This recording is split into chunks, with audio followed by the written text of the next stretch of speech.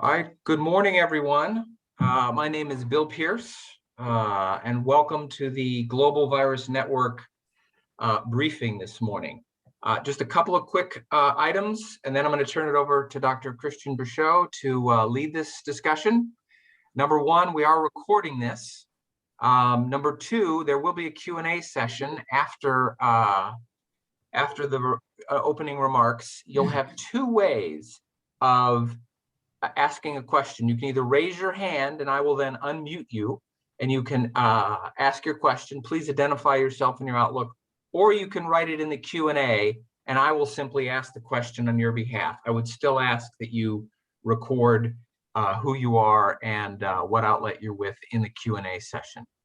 So with that, I would like to turn it over to Dr. Bréchot for opening remarks. Thank you very much, and welcome to everybody. It's a pleasure to share with you the Global Virus Network thoughts and updates on this pandemics. And it's obviously very significant that today we have learned that the death rate in the US have surpassed 600,000, and this is obviously also a worldwide pandemic with more than 4 million deaths worldwide. So we all know how important this is. I'm the president of the Global Virus Network. I'm also a professor at the University of South Florida and the previous president of the French NIH and the Institut Pasteur.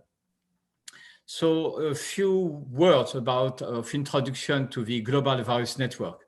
The Global Virus Network has been founded by Bob Gallo with Billy Hall and Reinhard Kurt in 2011.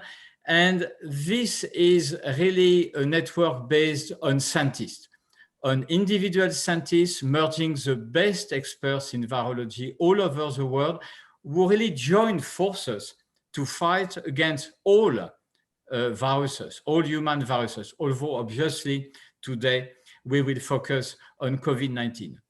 So this is really a science-driven. This is really an independent network. And these are keywords nowadays, which really provide something which is key in the face of this pandemic, but also of the next pandemics, which unfortunately are likely to occur someday, which is really expertise, independent, science-driven expertise. This is about research with different meetings, task force. This is about education and training with the GVN Academy and many initiatives on this. It's about advocacy. It's about providing expertise, as I said. And again, we all know how this is important.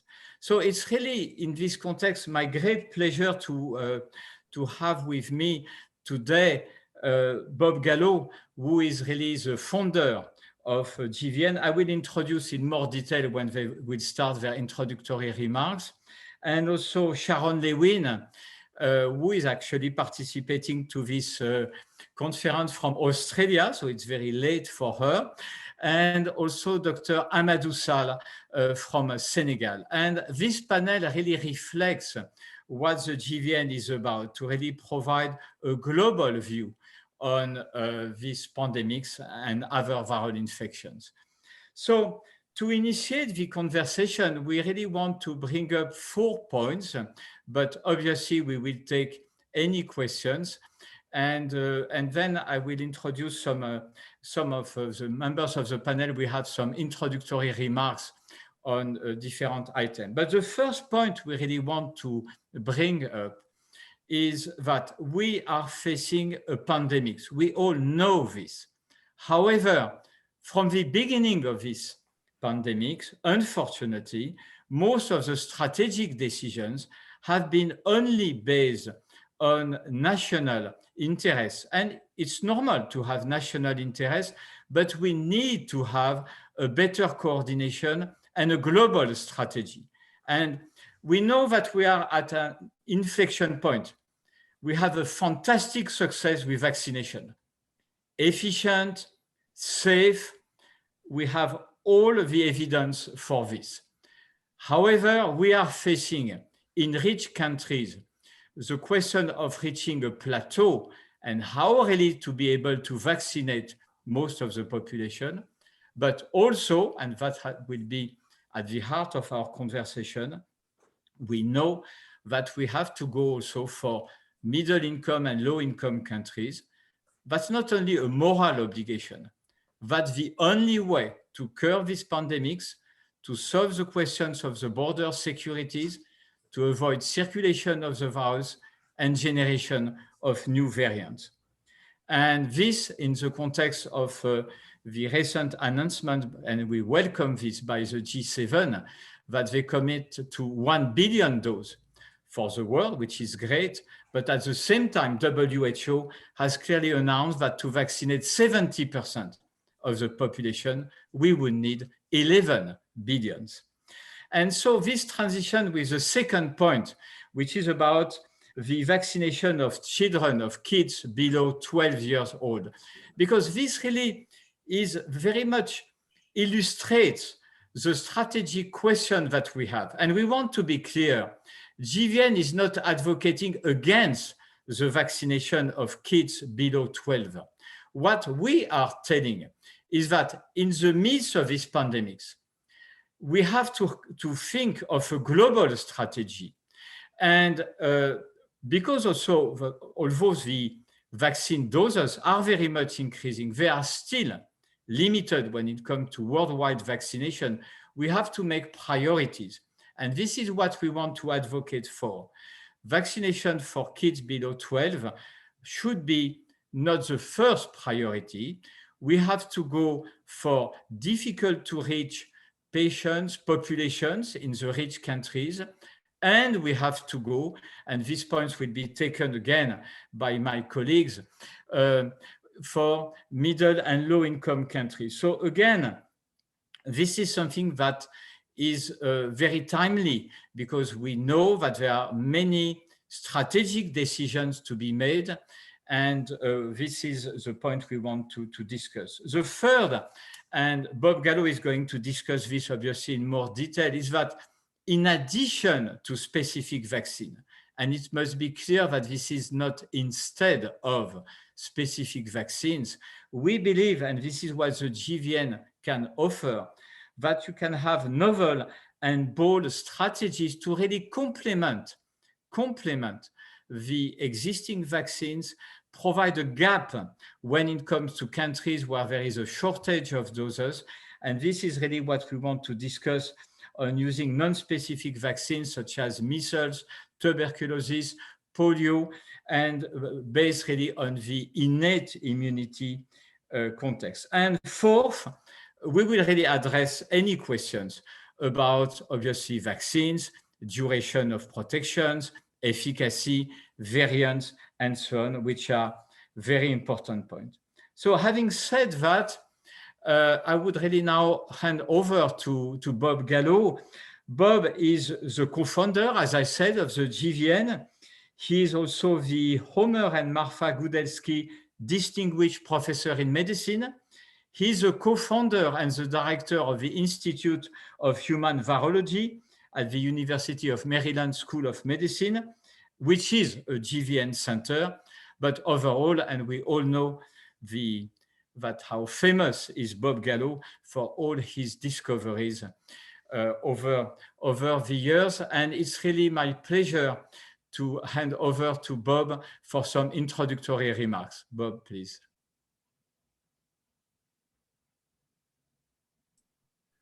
Pardon me, I was on mute. Thank you very much, Christian. That was, I believe, a really wonderful overview. And there's nothing Christian said that I don't agree with. I do agree with everything. Let me put it in a positive way rather than backwards. A few comments more on the GVN. There are now 61 centers. Christian mentioned it's truly global. It began just with a few and has enormously expanded under his leadership in the last few years, grown in many ways with new contacts in therapeutic world and the pharmaceutical industry, and extending particularly more to the less developed nations with much more concern for Africa, South America, and Southeast Asia. The centers qualify as centers of excellence, and then there are affiliates linked to centers of excellence, which are planned to become someday centers of excellence in, as I said, virtually every spot in the world. We need to do more in the Middle East and in the middle parts of Asia, I would say. He mentioned the functions, and education is certainly an important one, because we felt that lessons coming out of HIV, to me, were striking, that when you think about it, people go into virology just by chance. Certainly that's what happened to me. And we thought that this is too dangerous, and there ought to be not just the whimsical feeling of a student who hears a good lecture and decides to go in virology, but we better push it with help from media, by advocacy, whatever we could do to build courses with developing nation students in virology. We've done that. Christian has one in South Florida by online, and we've had one from the beginning in Baltimore, where I think Christian knows the numbers. I think there's 75 to 90 graduates now that keep in contact with themselves. He's organized what he calls an academy of the GVN from the beginning. The co-founder Billy Hall in Ireland at the Infectious Disease Institute, and the late Reinhard Kurth, who was the director of the Robert Koch Institute in Berlin, we knew it had to be global, because we didn't necessarily argue about just pandemics, but also epidemics. But when you have pandemics, pan means all, it is the world. And how can we have the world if we are under a government? You know, and what government would it be? So to have, for example, Russia and China involved, and they are, and I think going to be more deeply as we go along, but certainly are right now. And it allowed us to gain information very early in the pandemic from China by discussions with people there, and in major collaborators in Singapore on meetings that Christian organized every week at the time. So we were hearing things immediately. So that this was an advantage, and it's at the heart of the GVN, so that there's trust among the biomedical scientists. A pandemic does mean all. How can we be closer with nations like Russia and China? Sometimes when it's a good period of time, we send entertainers and sports figures. But I think the true collaborations come more from biomedical science, because it's in everybody's interest. Even if you're not doing it for altruistic and scientific reasons, it's imperative in a pandemic that everybody is together. That's not true when it's just and only government-led. And when you see the lessons of the pandemic, you have to ask yourself, if we continue only with that, what government would you pick? And I think the GVN, along with WHO, working together, and along with some other private organizations, of course, government has to be involved, oversights and other inputs and help with funding and so on. So we need to be together, but it should be science-driven. And I think to get together the best we can throughout the world is one important way to go. I want to say that there have been serious contributions from the GVN, even significantly before the pandemic. For example, Sharon, Lewin, who'll say some words just after me, organized a meeting in Australia, which gained attention for a human retrovirus that causes leukemia, that causes a serious neurologic disease. And for the first time, we heard it caused a very serious pulmonary disease, bronchiectasis, among particularly the Aboriginal populations in Australia. Not only did that get highlighted at her meeting, she had two speakers that were Aboriginal people at the beginning, one, and at the end, one. But it also impacted WHO, so that HTLV was, even though it's mainly in less developed regions of the world and doesn't get a lot of noise in the United States, despite the fact that it was first found in the United States, or Europe for that matter, except for immigrant populations. It got great attention suddenly from WHO, and that was a contribution that she made. But that's not all. There were things right away when Christian came in, the formation of a Zika virus bank of serum. No one had done that, and we got funding from Ireland to do that. I can't go on more for the past. You might say, what about the GVN in the pandemic? I can say that I think we learned a lot early. I think nothing really kind of surprised us. We did not have the power to do a lot. We don't have the funding to do a lot, but we did some, and now some funding of some significance is coming in. But I don't think we really had a notion that didn't turn out to be really correct. Although I have to confess personally, I never expected the specific vaccines, particularly the messenger RNA vaccines, to be working so well.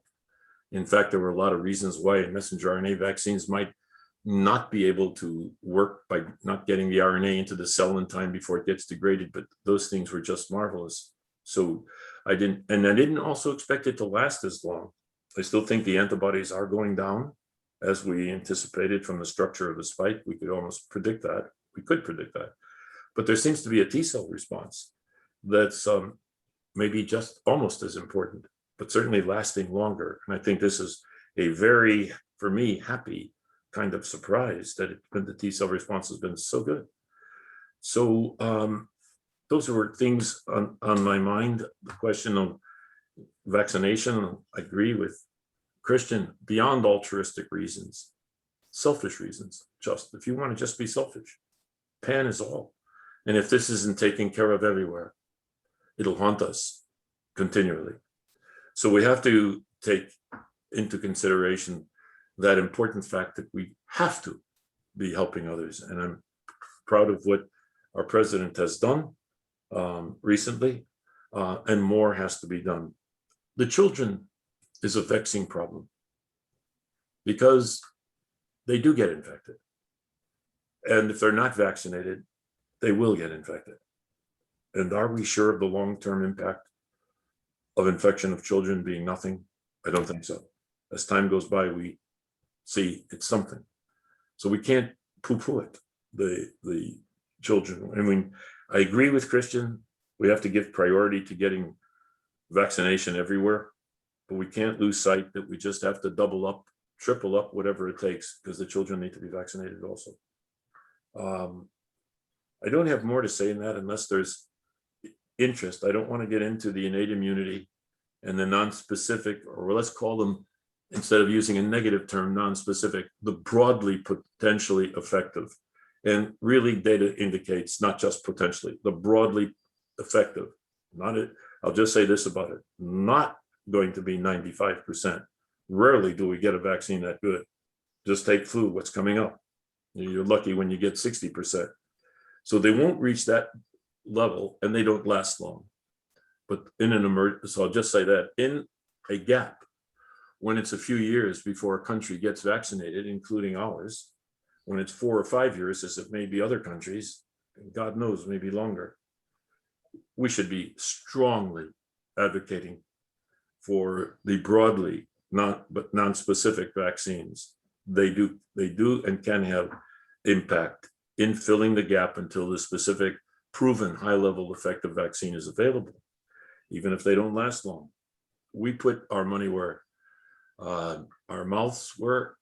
Many people in the GVN that are leaders were taking vaccines before the specific vaccine became available. We were taking MMR, my family, and measles, mumps, rubella every few months. That is true with a lot of the leadership of the GVN. We're taking a non-specific vaccine to boost innate immunity. If questions come up on that, I will say more as to why. But I think it's time for me to really go back to Christian to introduce Sharon. Thank you so much, Bob. And as you said, we will come back to some of these very important points that you have made. It's now my great pleasure to introduce Sharon Lewin. Sharon is the director of the Peter Doherty Institute for Infection and Immunity at the University of Melbourne in Australia.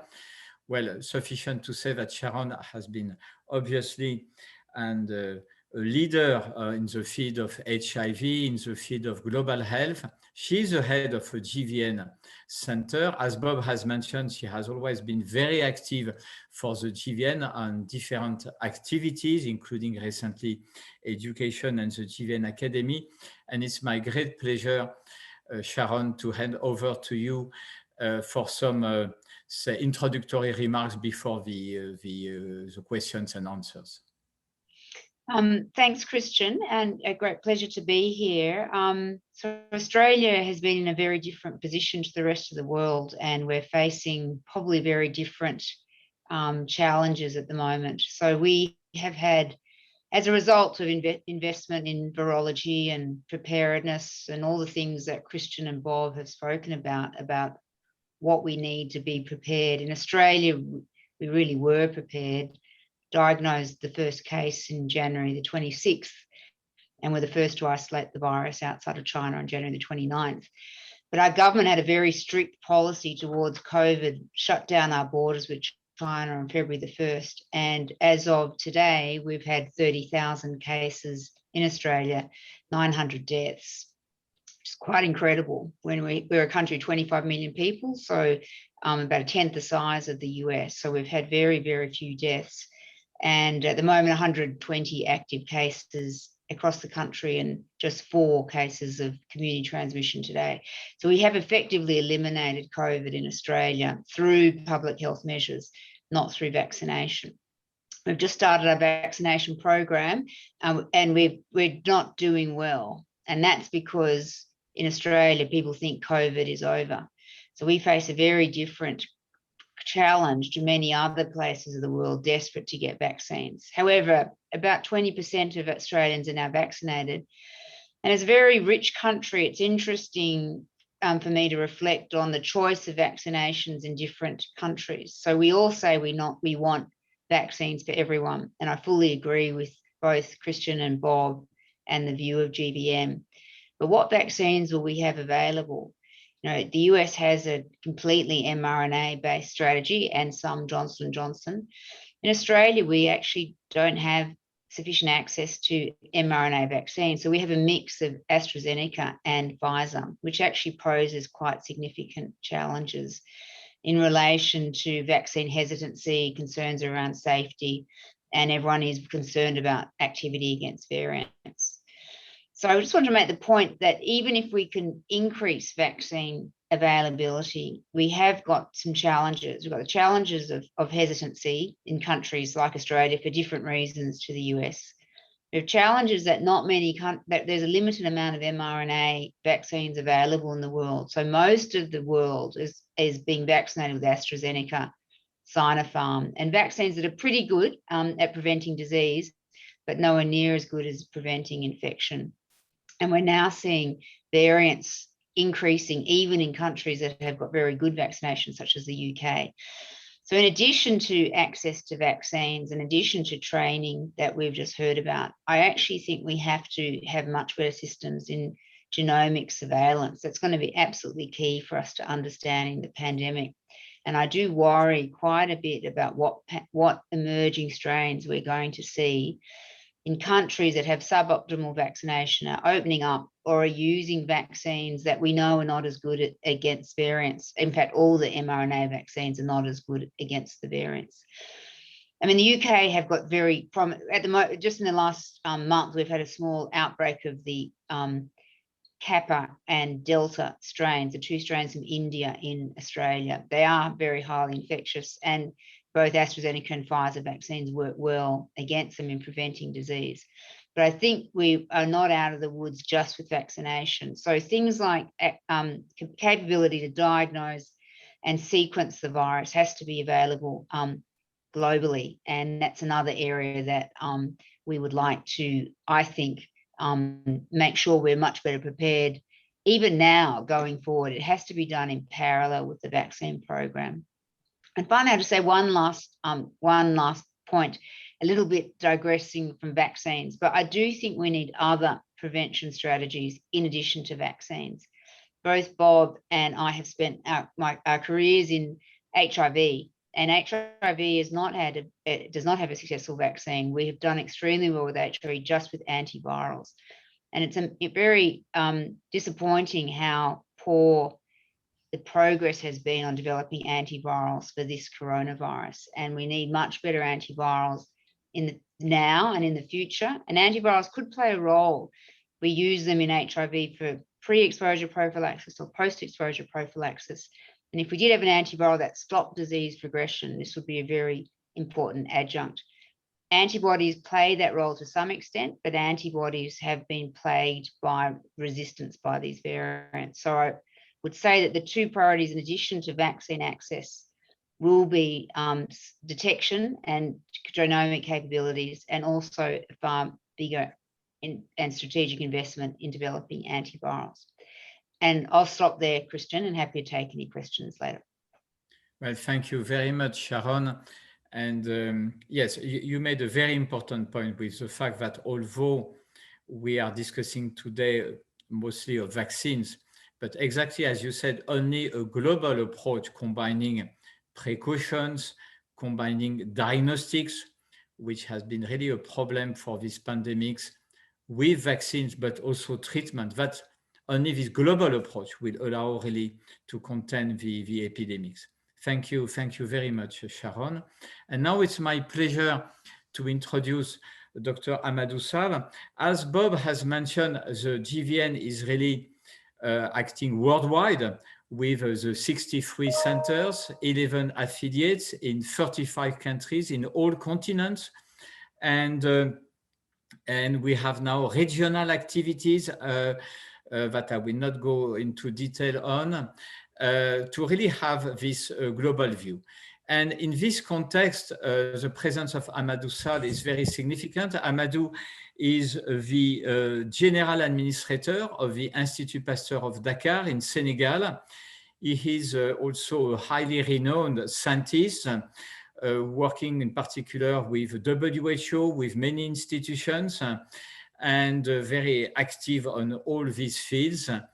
And in this context, it is really my great pleasure to welcome Ahmad Usal and to hand over to you, Ahmadou.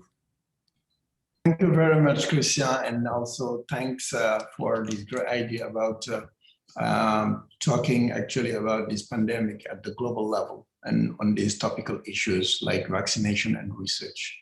I just wanted actually, for the few minutes I'm going to have to touch several points that to me are critically important in terms of perspective from Africa.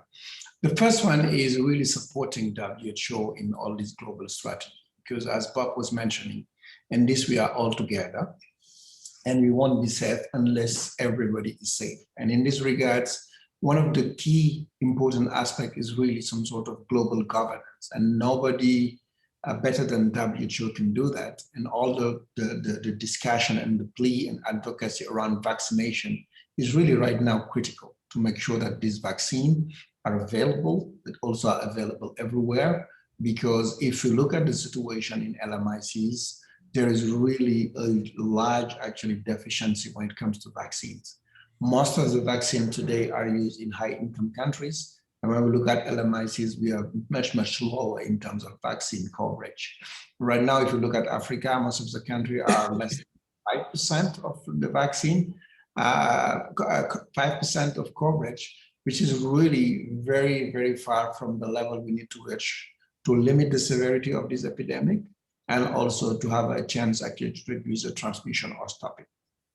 And this makes this vaccine problem a high priority, because today, most of the people are really convinced that the three main things that we need to work on in terms of factor to try to limit and stop this pandemic is obviously vaccine, because it has been working very well in some countries and has helped actually bend the curve. And the second thing is really taking care of the variant. And when we talk about the variant, obviously, their emergence in particular LMICs where actually circulation is quite high is a very important aspect, and making sure that we have good genomic surveillance happening and taking consequence from this genomic surveillance, make sure from there we don't ruin all the different effort that people are doing to vaccinate people. And the third parameter, this is to me important, is the speed at which we do that. And when I talk about the speed, is if you want to vaccinate people, you have to do it as quickly as possible. And that's where the access in the LMICs may be a serious issue, particularly when we see the level at which the LMICs are actually vaccinated. To come back to Africa, if you look at the situation, I just want to stop by a little bit on the situation in Senegal. Senegal is a country where today we have a little bit more than 42,000 cases. The epidemic started in March 2020, in March 2020. And over this year, tremendous effort has been put together to be able at the very beginning through very aggressive measure to limit gathering, to avoid actually too much mobility. This has been able to contain and to manage these epidemics. And by applying large testing approach and making sure actually all these different measure, barrier measure and social distancing can be applied, Senegal has been able actually to move a little bit better than many of the countries. Still, they would have like these two waves that we see in many other countries. If you look at the point of the vaccination specifically, we see today Senegal having a population of 16 million, just have less than 500,000 of the people being vaccinated because no vaccine access. We got some vaccine from COVAX and the other one through bilateral negotiation. Still, we're waiting because there is people want to get vaccinated, but just cannot find vaccine.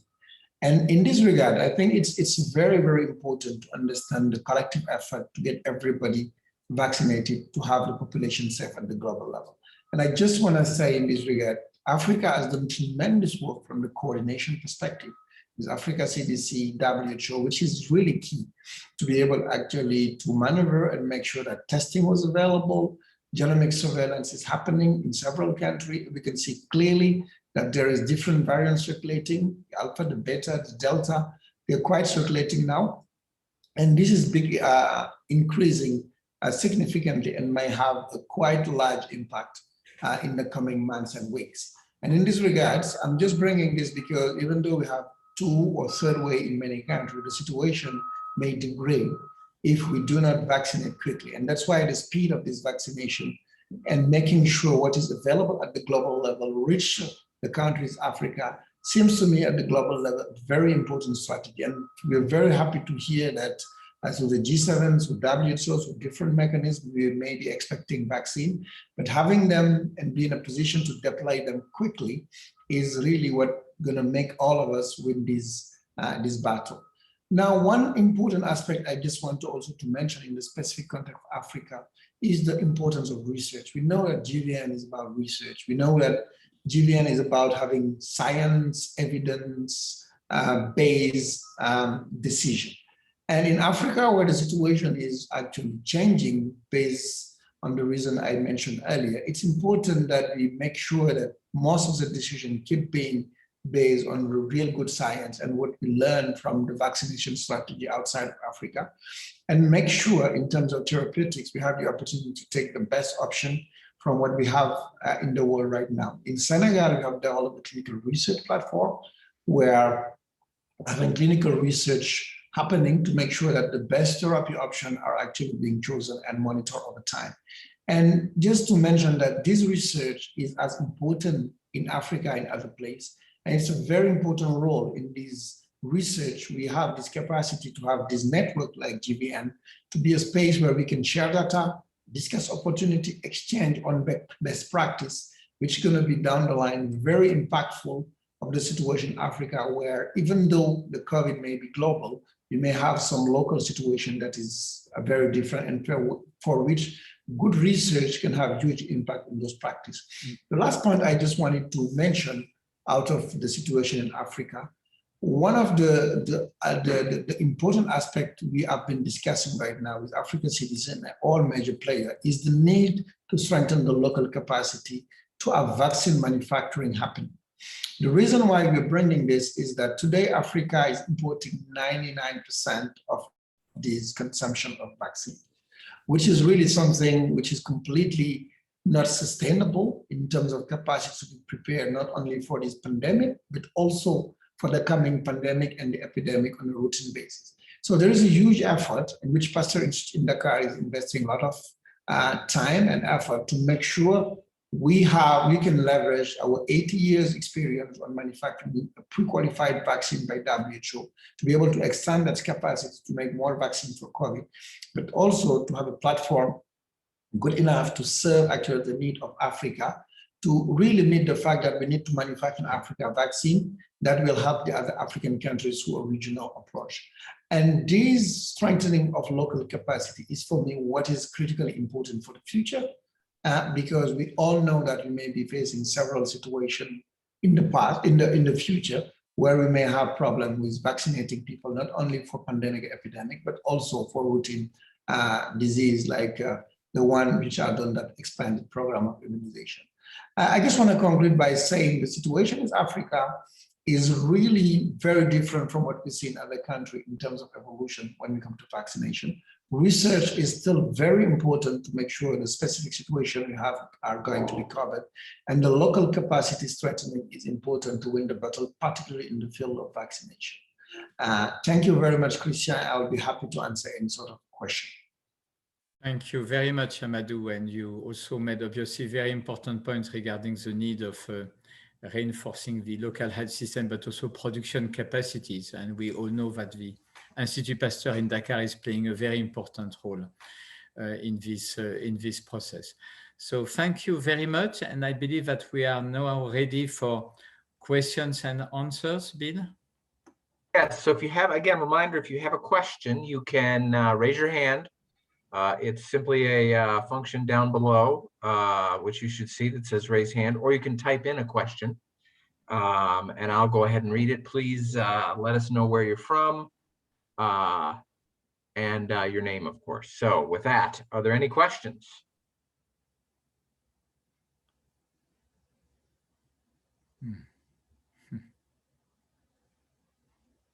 I'll give folks a chance to either think of them or type them before we and this as I mentioned, this session was recorded, so I will we will share this with you, the recording of it back with you. So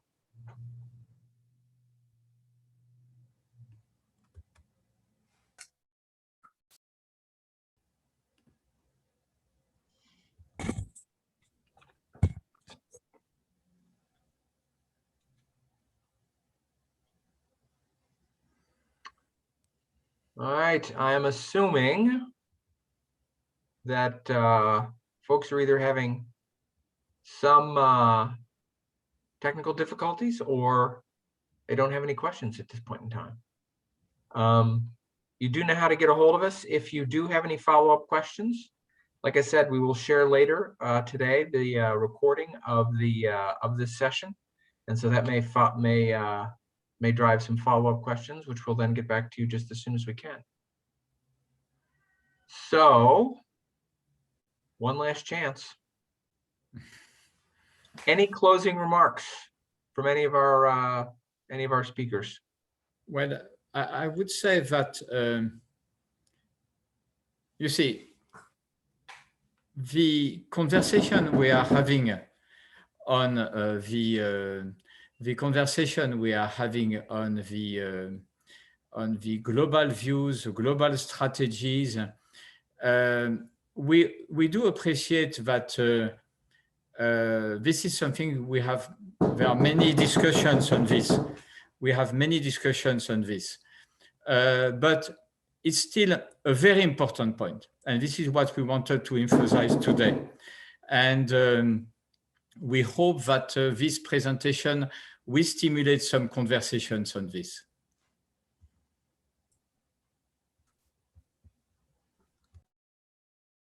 All right. Seeing no questions, seeing no raised hands, no other remarks from our panelists.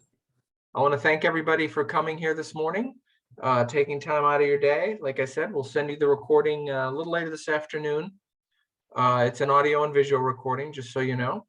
And if you have any follow-up questions, obviously my contact information will be in that email.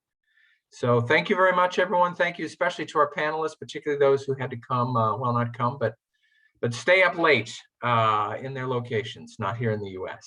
Thank you very much. Thank you very much. Bye-bye. Thank you, Sharon, Bob, and Amadou. Thank you so much. Thanks very much, Christian. Thanks all.